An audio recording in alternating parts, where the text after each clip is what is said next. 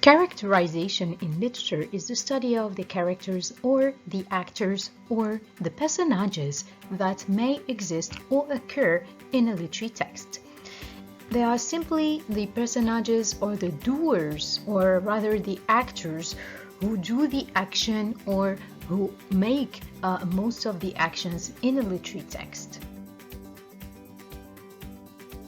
So the characters are the actors that perform the actions of the work. They can be human beings, but they can also be animals, abstractions, natural elements, as in Herman Melville's Moby Dick, in which the white whale and the sea are themselves characters. You can here also think of the example of Daniel Defoe's The Life and Adventures of Robinson Crusoe, in which the sea is also a character. The sea becomes an antagonist in part of the novel, in which it attempts to kill the protagonist. So the characters can be objects, they can be human beings, they can be animals, but they can also be natural phenomena. What characterizes the characters, or what makes them characters in the novel, is the fact that they are making an action. There are many kinds of characters. So first we are going to speak about protagonist versus antagonist. In modern literature, we no longer speak of a hero. We now speak of a protagonist. The difference between the protagonist and the hero is that the hero in traditional literature or in very ancient literature was meant to be someone heroic, someone who has glory. For example, Beowulf is a hero, alright? But in modern literature, or in the literature that started with the modern novel, particularly starting from the 18th century, there is no more reference to the hero but a reference to the protagonist, because the protagonist is more lifelike. The protagonist is not someone who is heroic, he is not someone who has supernatural powers or who is able to make things happen or supernatural things happen.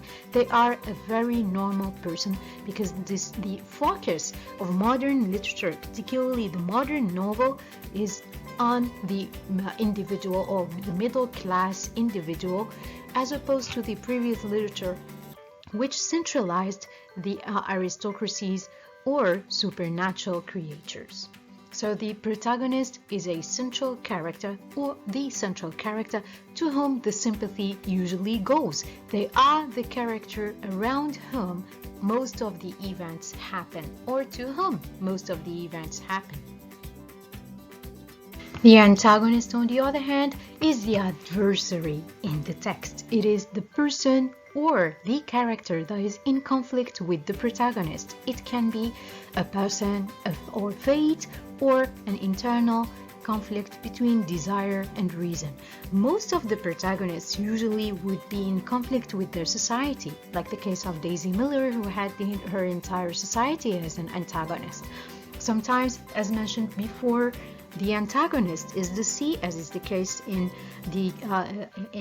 Daniel Defoe's The Life and Adventures of Robinson Crusoe. So the antagonist is that who is trying to hurt the protagonist, or to make or to put an end to the life of the protagonist.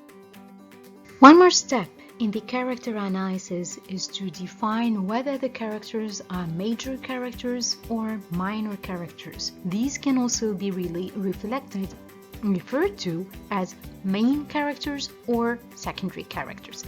So the main characters are very important characters in the text. They are characters who have a lot of action, but they are not necessarily the protagonist. In a novel, you may have one protagonist but different main characters.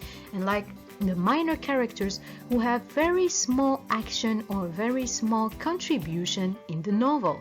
They are small characters whose contribution or appearance in the narrative is rather limited. The second level of character analysis is the psychological level. In this level, you will be analyzing the psychology or the personality of the character. There are two kinds of character. There is what we call the round character and the flat character. Round characters are complex, multidimensional, they have vitality, they are more lifelike, like human beings. They can have motives, they change and develop, They grow through experiences. They do not remain the same all along the literary work. So the round character is a very lifelike character. They are a character who have lifelike qualities. We cannot differentiate them from a non-literary or from an unrealist character. That is the difference between a supernatural character or a realist character will not be seen in such characters, in the round character. The round character will also develop through the narrative. So they show character development, sometimes even some maturity, as is the case in the novel The Life and Adventures of Robinson Crusoe, or they will be moving from one side to another, as is the case of Darth Vader in Star Wars. The flat characters are minor ones. They are types, spokesmen for social class, mouthpieces for the author's views. They voice a moral or a religious philosophical concept. They symbolize abstractions, allegories, as in Hard Times. Sissy Jupe stands for love, Mr. Gradgrind, for example, for reason, Tom for selfishness. You can also take the example of Mrs. Bennet in Pride and Prejudice, who stands for the social values or social conventions. So the flat character is a character who is there simply to represent an idea, an ideology, or a concept. Alright, they are like a painting, for example, in a film or in a show, and the painting is there to represent something very particular. The same thing happens with the flat character. So that was all for this video. For more information, please go back to the handout that you were provided.